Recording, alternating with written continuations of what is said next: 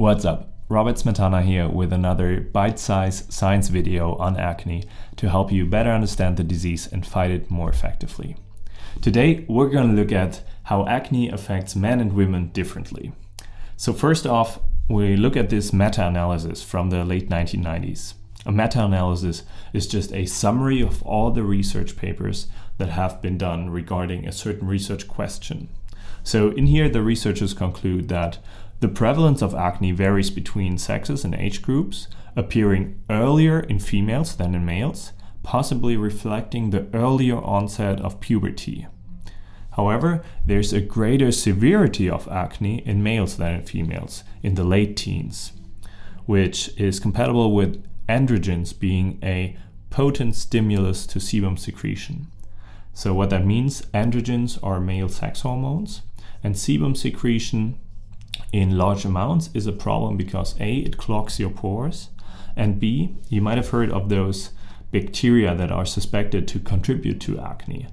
They are called Cutibacterium acnes, formerly known as Propionibacterium acnes, and they in part feed on that sebum. So the more sebum you produce, the better they can grow, and we then call this Cutibacterium acnes overgrowth.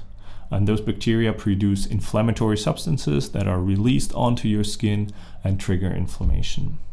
We'll talk about those bacteria in future videos because there are different strains and a lot of new research with next generation gene sequencing, all that stuff.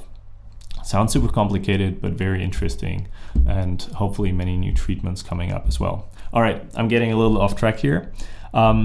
Above that, they noted that acne commonly shows a premenstrual increase in women.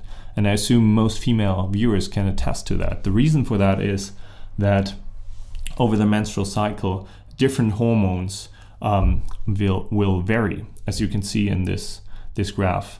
And this will lead to acne prior to menstruation, which we will discuss in other videos in great details why and how that is the case and how to treat that.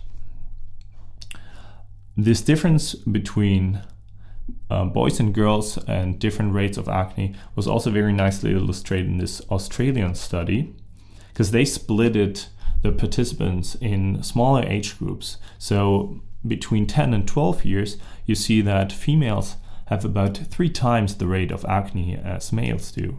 But then towards the end of puberty, 16 to 18 years old, boys suffer more often than girls, and also more severely, which was underlined by this New Zealand study that showed that females are about 6 times less likely to suffer from severe acne than males were.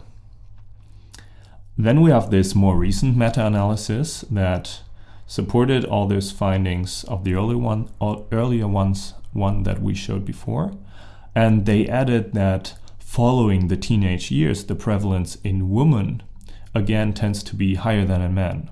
Prevalence just is a scientific word for how often a disease occurs, like what percentage of a population has that disease. So in adulthood, women are affected more often again, which can also be seen in this study out of the States, where in the 20s, about 50% of women still report being affected by acne versus just 40% of men. And then 35% of women in their 30s versus 20% in men. And you might be saying now, what? They're like in their 20s, 30s, even 40s and 50s still reporting of acne. That's actually quite the common thing to see with acne. That's also something that we'll discuss in other videos, why adult acne happens, why it's so common, and what treatment is suitable in that case. We have to be a little cautious with this data though, because it was self-reported, meaning the studied participant rated their skin themselves and wasn't assessed by a healthcare professional. And so one might argue that perhaps women are more self-conscious in that regard. So that's always something you have to keep in mind when interpreting scientific literature. All right, this is it for today. I hope it gives you some insights and perspectives. In future videos, we'll then use this knowledge that we've gained to see how different groups, different genders, different age groups should receive different treatments, which treatments are most appropriate, and so on. Thank you so much for watching. Stay positive. Remember, you're not alone with this. Bye-bye. If you want to learn more about how to treat acne most effectively and would like to support my work, you can check out the link in the description below to find my book. In that, I describe scientifically but easy to understand how to best treat acne. I focus a lot on diet, including recipes and shopping lists, but also discuss skincare, supplements, and pharmaceuticals.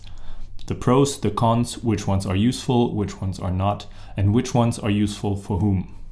I wrote the book primarily for two reasons. Firstly, because there's a lot of research, especially in the field diet and acne, that is not being used in dermatology yet, partly because dermatologists are not educated about nutritional science. And secondly, I myself was just frustrated with all the unscientific and ineffective advice that you find online. So I hope that I can help cut through the confusion a little bit with that. Thank you so much.